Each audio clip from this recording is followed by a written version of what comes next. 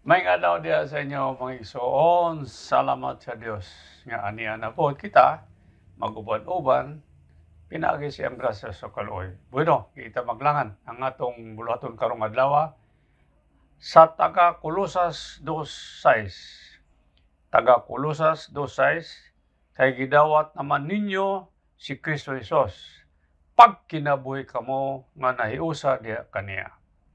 Bersikulo 7 nga nakagamot og nagkabarog og naglig-on diha sa pagtuo sumala sa gitudlo kaninyo og mapasalamaton kanunay.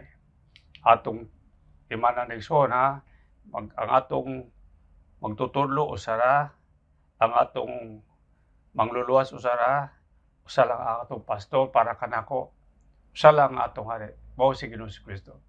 So si Kristo tuwa naman sa langit karon, ang iyang gibilin kanato diri kadto mga igsoon, ang iyang panudloan, ang iyang doktrina. Mao nang makahatag og saktong kaluwasan kanato. Salamat sa Dios.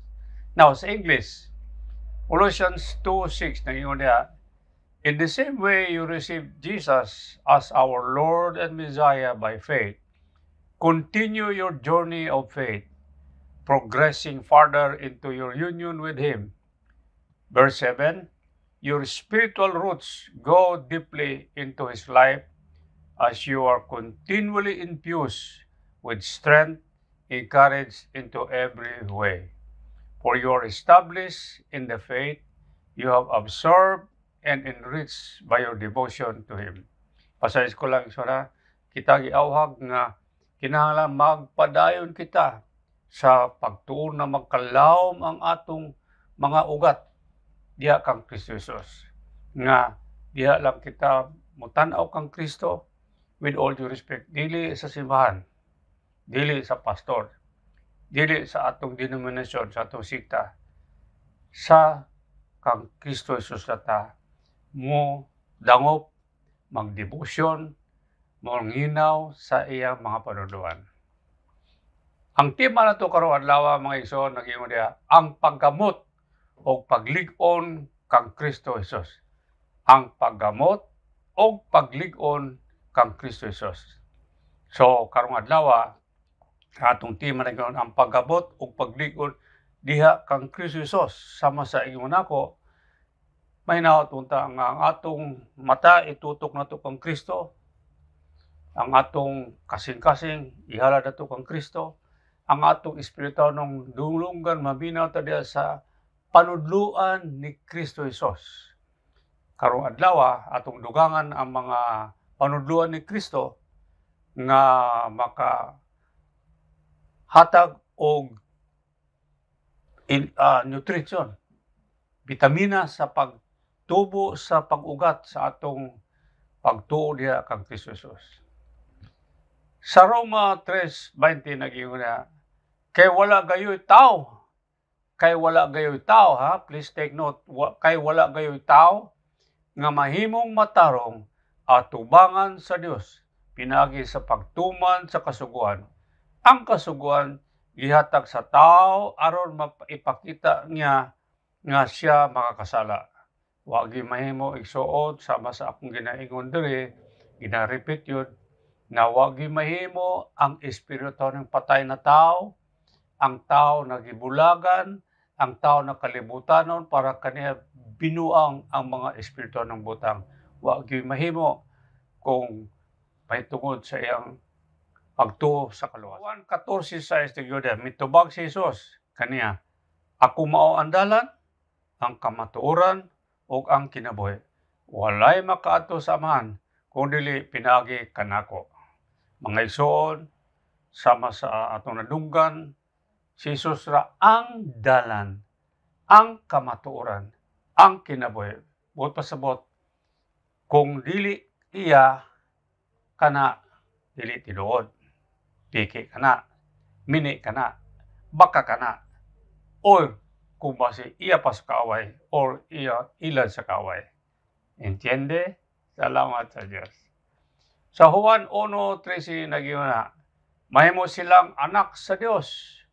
Dili. Pinagi sa lawas nun nga pagkatao o kaha sa kabubuton sa tao, kung dili pinaagi sa kabubuton sa Dios. Sa Modern English Version, atong basahon, verse 13, nagyuda, was born not of blood, nor of the will of the flesh, nor of the will of man, but of God. But of God. Now, ang bagong pagkatao, new birth, dili gikan sa desisyon sa tao o sa pastor, with all due respect, o sa simbahan. Kini, gasa sa Dios sa usa ka espirituhanong patay, kalibutanon, ug makakasala nga tao.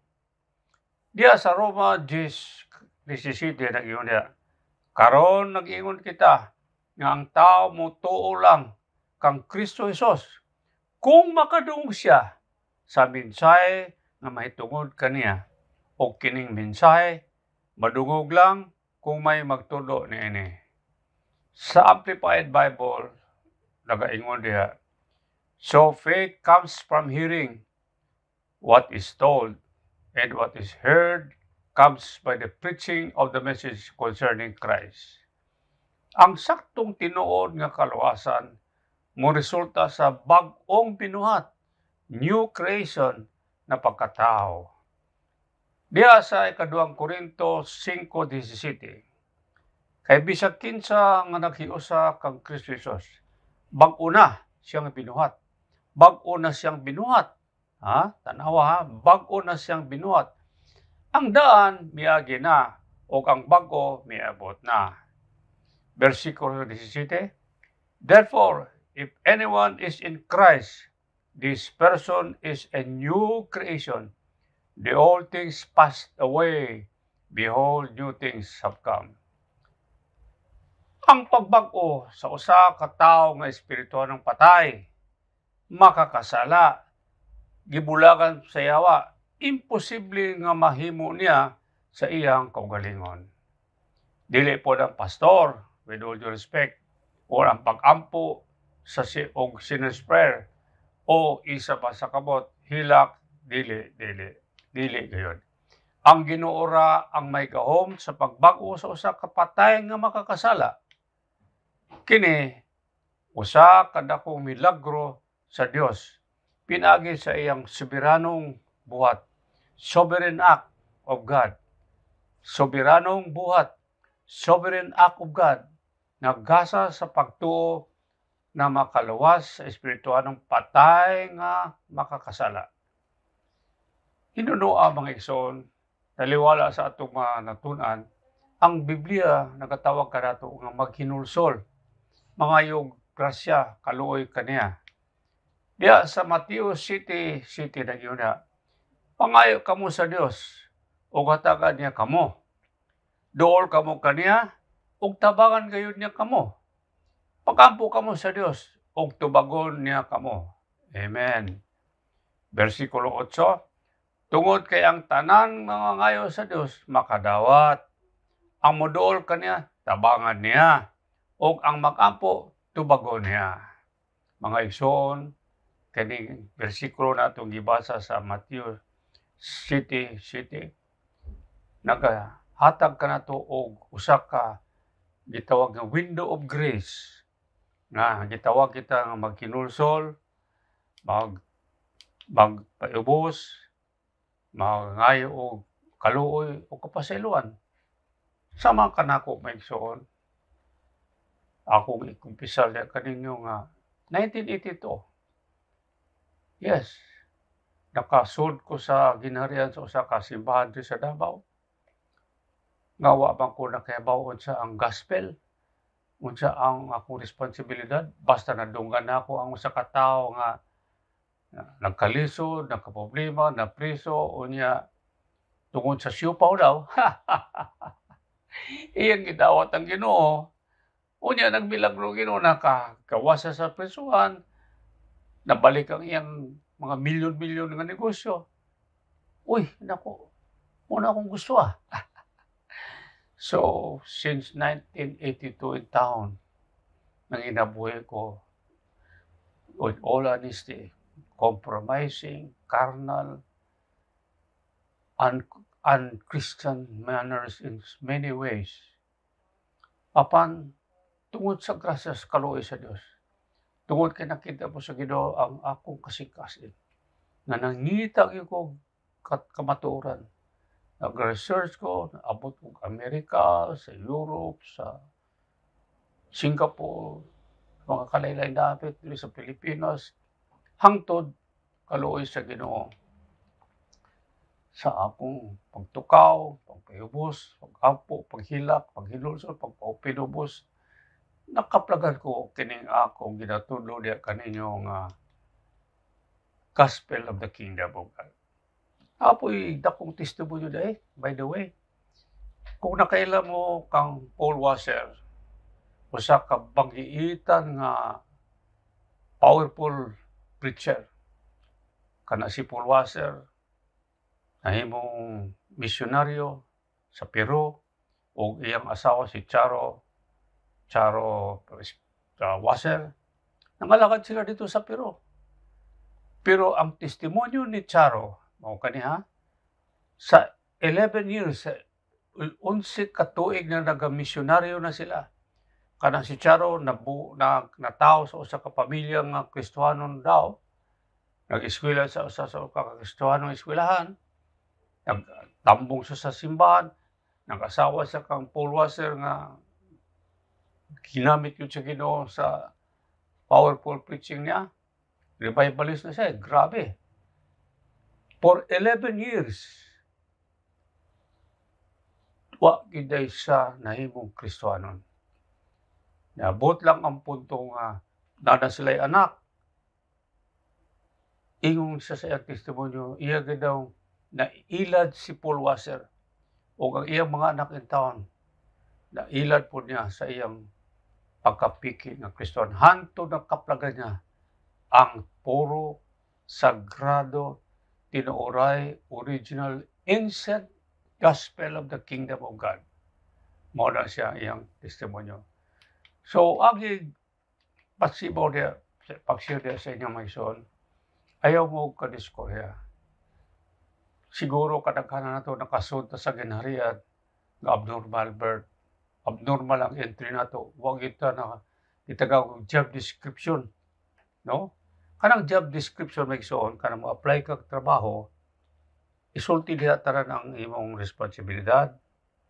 No? Ikaw, ni sekretaryo ka, mulingkod ka diya nga air condition, pero gawas niya na ni ang basura, ilabay po nimo. Kay naa naman ka diya, maniliig po ka diya sa opisina. So, nahibaw sa siyang responsibilidad.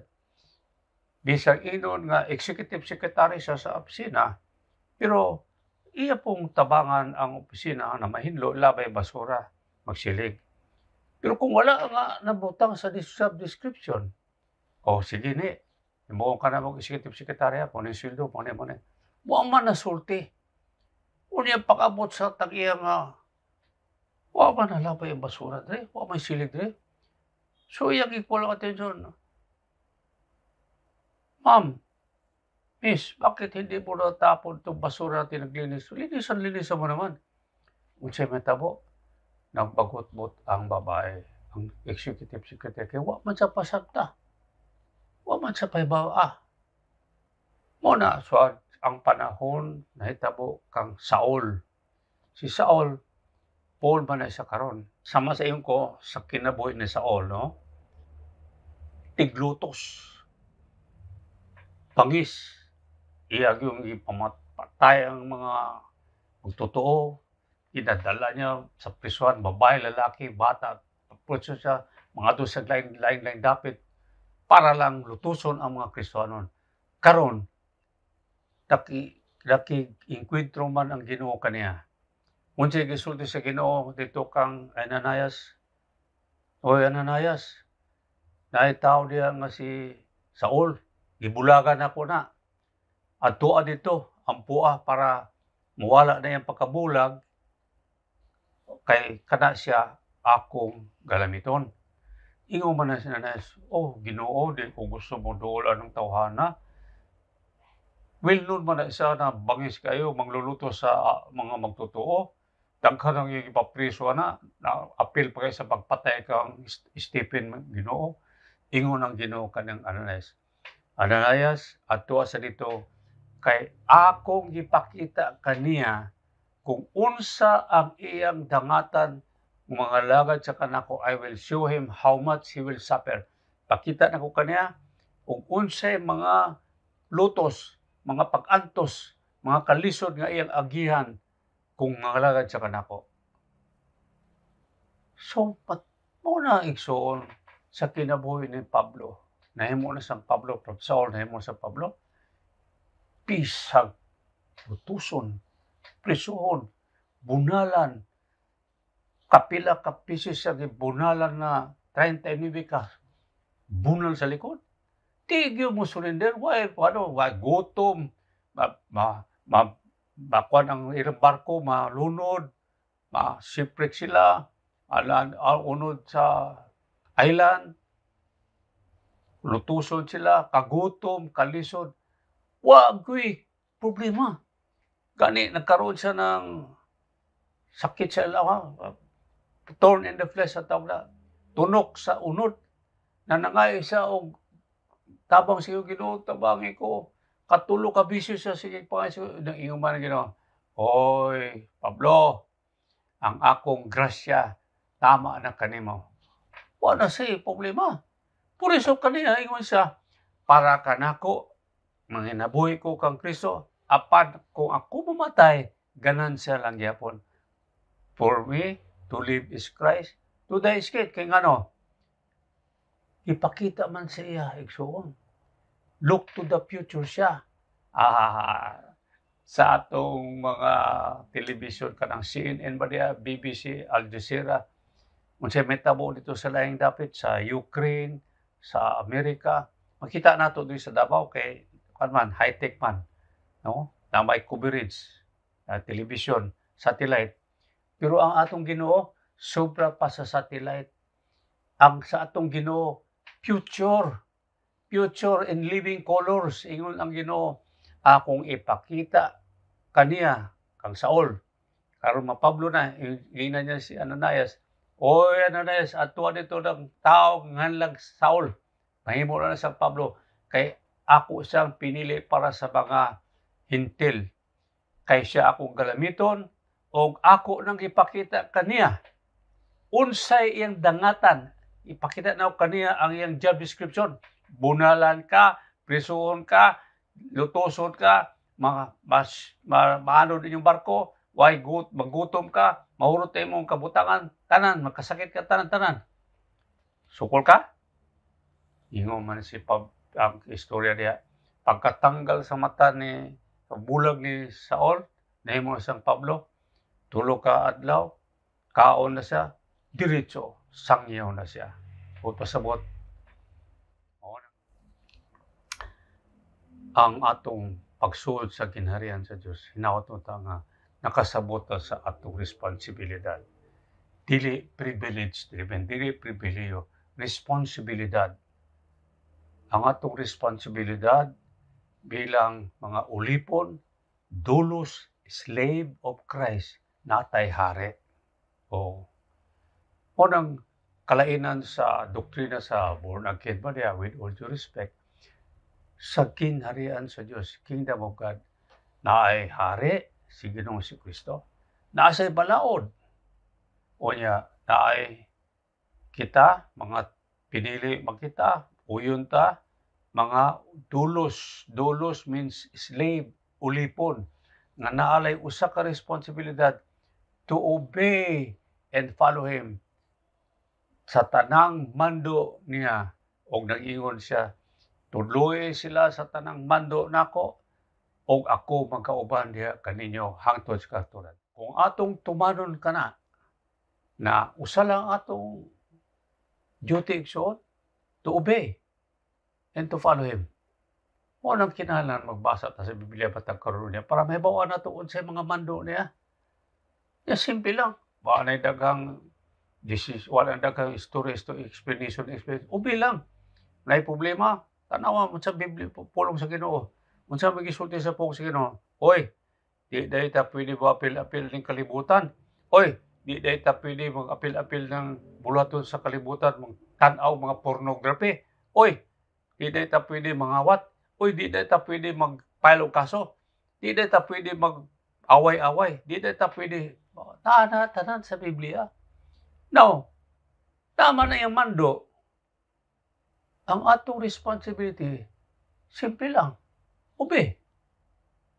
Oh, mali man ang doktrina. So, ang atong estilo sa panginabuhi, mali pod.